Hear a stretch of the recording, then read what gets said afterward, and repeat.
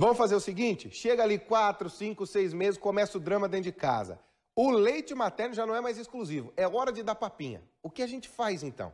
Dá uma olhada na reportagem. Eles são umas fofuras. E comem que eu vou te dizer um negócio, viu? Lá perto dos 6 meses de vida, tem a introdução alimentar das crianças, quando o leite deixa de ser a fonte exclusiva de comida. Quem é experiente nisso e faz esse trabalho com a criançada na escola garante. Rotina é tudo nessa hora. A gente vai introduzindo aos poucos, né? Na primeira semana só a fruta, na segunda semana a gente coloca uma fruta mais o almoço. Na terceira semana a gente coloca uma fruta de manhã, o almoço, mais uma frutinha à tarde. Só que tem uma coisa, a gente em casa oferece o alimento, principalmente os legumes, 1 ou 2 vezes apenas. É pouco, precisamos insistir mais. A gente tem que ofertar pelo menos 10 vezes. Só que nunca obrigar a criança ou fazer uma compensação. Come que eu te dou aquilo. Mas ofertar pelo menos 10 vezes o alimento, espaçando o tempo.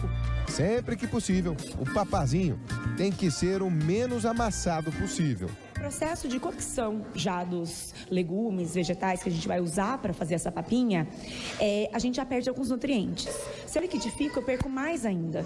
Então, o ideal seria mesmo amassar, né? Vocês viram aqui que algumas crianças até pegam o brócolis e comem ali com a mãozinha mesmo. Eles têm que aprender a consistência, não só por uma questão de nutrientes, de a gente perder os nutrientes, mas eles têm que aprender. Teve a fase líquida do leite e que agora eles vão evoluindo. Tem que aprender a usar os dentinhos, a língua para engolir, isso é tudo muito importante. Na escola, um batalhão de gente ajuda. Em casa, fica tudo no colo dos pais. Às vezes, a criança é mais chatinha para aceitar alimentos diferentes. A Caroline teve sorte. Isso nunca foi problema para ela. Não tem como escapar. A gente já conversou com a Carol aqui sentada para ela dizer quais são os hábitos do Eduardo. 8 meses. Mas é aqui na cozinha o coração de qualquer casa. E é nessa hora que a gente vê de verdade que os hábitos alimentares, eles são construídos. Carol, tô vendo que você está preparando aqui, ó. Vou pegar a panela. Hoje é dia de brócolis na casa. A gente aprendeu na escola que as crianças chamam de arvorezinha. Fica mais fácil para elas. Agora, você vai fazer o que agora? Você vai processar o alimento ou você vai amassar? Como é que é o teu procedimento? Eu vou processar. Eu coloco no processador o alimento já com o que eu tinha preparado. Mas é só um susto que você dá. Só um susto. Pronto, foi? Pronto, passou. Chega a hora mais gostosa. O Edu vem, é colocado na cadeirinha e já começa a comer como gente grande. Chega a pegar o brócolis e devorar. E só tem 8 meses, rapaz. Ó, você vê que aqui fazer e dar alimentação desse pequeno aqui, que é o Eduardo, é coisa da família inteira. Vamos ver se ele pega. Ele comeu bastante já. E normalmente criança estranha uma pessoa que é de fora da comida. Vamos comer o papá? Estranhar o quê? Ó!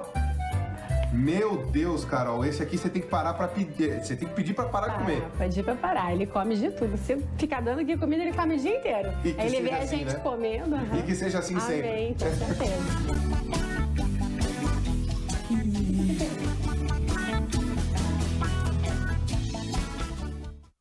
E não é a coisa mais gostosa do mundo dar comida para criança? A gente fica com fome junto. Eu não devia fazer isso, mas eu atacava de vez em quando a comidinha das crianças lá em casa.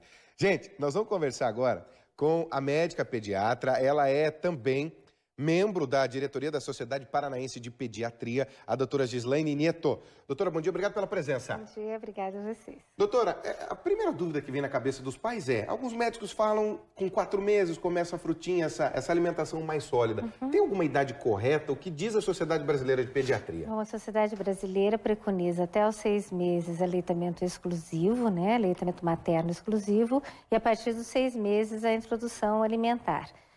Caso a caso é estudado, eventualmente com algumas mudanças, mas isso é o que a gente segue de regra. E como é que começa essa introdução alimentar? Primeiro é a frutinha, depois o legumezinho, como é que é esse processo? Não necessariamente, a gente já há algum tempo já preconiza que seja uma introdução já de toda a alimentação. Não tem assim mais a gente começar aos pouquinhos, algum tipo de alimento exclusivo. E então assim, deve ser uma papa principal na hora do almoço ou jantar conforme o horário da família. Em geral se começa na hora do almoço, que é o horário mais fácil da aceitação. Todo mundo ali, né? Todo mundo ali. E uma fruta. E depois do 7º mês, 8º mês, já a segunda papa principal, com mais alguma fruta. E aos pouquinhos vai se adaptando o cardápio dessa criança para chegar a 1 ano, perto de 1 ano, com um cardápio familiar adaptado. Evitando-se gorduras, frituras, doces, coisas salgadas, alimentos artificiais, que isso a gente não preconiza para a criança. Doutora, esses alimentos, eles podem ser crus, alguns deles, como um tomatinho, ou todos têm que ser cozidos? Como é que deve ser essa preparação? Bom, a preparação a gente sempre tem que ter proteína numa alimentação, que são as carnes de gado, de frango, as vísceras, o ovo, que não já pode ser introduzido a partir dos 6 meses. A senhora fala de vísceras, um fígadozinho ali é bem bom. Fígado, né, bem cozido, bem cuidado nesse sentido. Os cereais ou os tubérculos, né, as hortaliças e as leguminosas. Então, a gente tem que ter um prato bem colorido, diverso, nessa alimentação, nessa apresentação. A parte que seja sem ser cozida, a gente tem que tomar muito cuidado com ser lavado com muito cuidado, deixar uma solução com hipoclorito, para a gente evitar qualquer tipo de contaminação. Mas, em geral, se começa com alimentos cozidos. Com alimentos cozidos fica mais fácil. Doutora, a dúvida que não quer calar. Amassado, processado, que nem a mamãe fez ali, só um sussurro.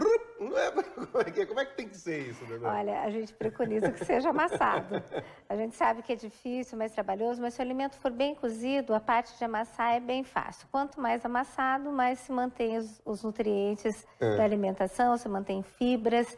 Então, a gente preconiza que seja tudo amassado. Liquidificado jamais, doutora? Não.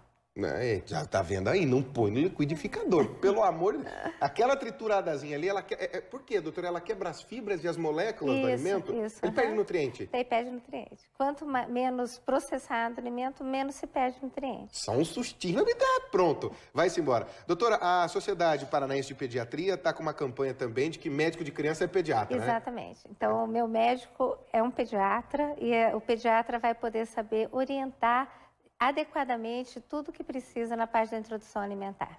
Muito bem, a gente conversou então com a médica pediatra Gislaine Neto. Doutora, bom dia, obrigado pela presença. Muito obrigada a vocês. Bonita a papinha das crianças, cheirosa também, né? Tudo é muito natural.